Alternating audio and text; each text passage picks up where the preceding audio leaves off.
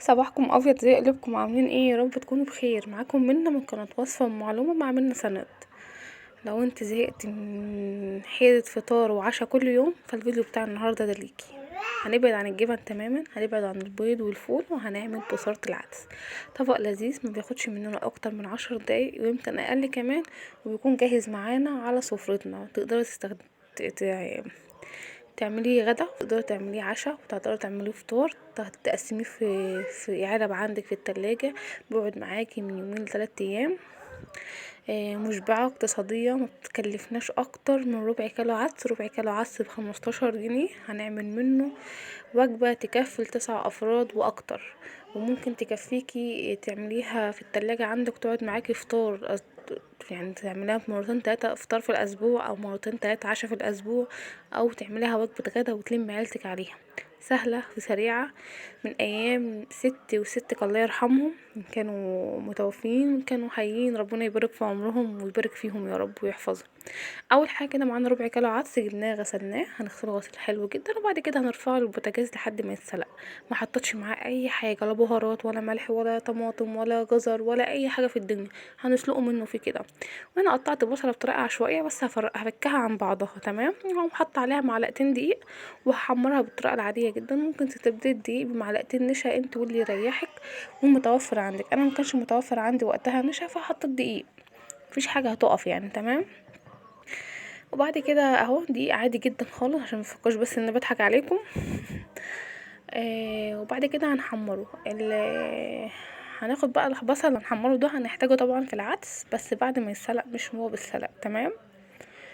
لو انت وصلت معايا لحد هنا متنسيش تصلي على النبي وتفعلي زر الجرس لو انت مش مفعلاه، ولو لسه اول مره تشوفوني متبخليش عليا بالاشتراك وتنوريني وتدعميني وتقفوا في ظهري كده، وربنا يوفقنا جميعا ان شاء الله. تاني حاجة ما اكون عايزة يعني ايه اللي بيسمعني او اللي متابعني، اللي هم ال5 6 ساعة كده اللي بيبقوا مستنيين الفيديو اصلا، ردوا عليا على طول، ما تحسسنيش ان انا بكلم في نفسي. يعني ايه، ردوا عليا كده، حسسوني كده ان انا بتكلم مع حد مش بتكلم مع نفسي. ده كان شكل العدس بعد ما اتسلق، وده كان شكل البصل بعد ما حمرناه. شفنا العدس وشفنا البصل، نيجي بقى هنا على الخلاط. هنشيل العدس بتاعنا كله هنحطه في الخلاط، طبعا لازم نضربه في الخلاط. عندك هاند برندر هتضربيه عادي جدا، او في الخلاط سهل مفيش اي مشكله يعني تمام. هنعصره كانك بتعملي عصير.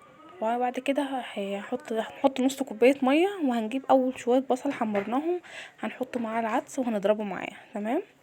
وبعد كده هنضربه في الخلاط عادي جدا بكل بساطه، ومش هنصفي على فكره تمام، مش في حاجه تتصفى اساسا. البصله بقى ديت بتديله طعم رهيب جدا جدا جدا، وبتخلي طعمه جامد جدا.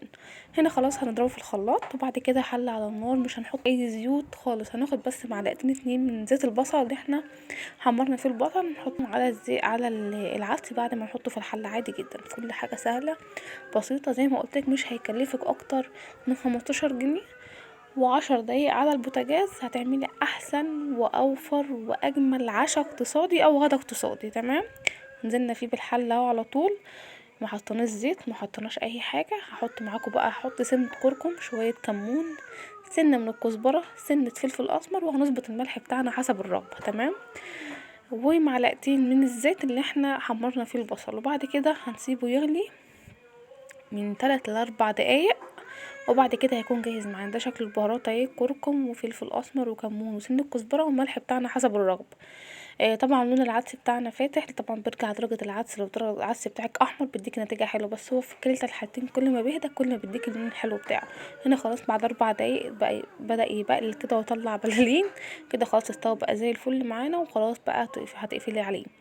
وهنا هنقدمه مع بتنجان مخلل، طبق جرجير. هنا حمرت شويه عيش للولاد كسناكس كده، ايه طعمه جامد جدا مع العدس. وهنا بقيه البصل حطيته على وش العدس، وكان جميل وما شاء الله بألف هنا. ما خدش 10 دقايق، مشبع، وكل ما بيقعد كل ما بيتقل وبيبقى زي البصاره بالظبط. بألف هنا عليكم. لو وصلتوا معايا حدش تحطوا اللايك وتفعلوا زر الجرس عشان يوصلكم مني كل جديد. بحبكم في الله، ومع السلامه. اسيبكم بقى مع الطبق الحلو ده، اشوفكم في فيديو جديد ان شاء الله. اشوفكم على خير، ومع السلامه.